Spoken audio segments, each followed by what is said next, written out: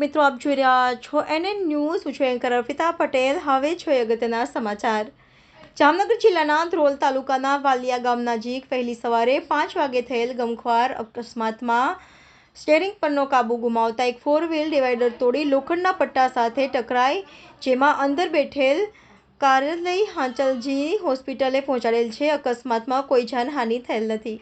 Reporter Dushyant Ramavat, NN news, Jamnagar. દર્શક મિત્રો, તમારી આસપાસ બની રહેલી અવનવી ઘટનાઓ વિશે જાણવા માટે NN ન્યૂઝને લાઇક કરો, શેર કરો, સબસ્ક્રાઇબ કરો અને બેલ આઇકન પ્રેસ કરો, જેથી આપને નોટિફિકેશન્સ મળતી રહે.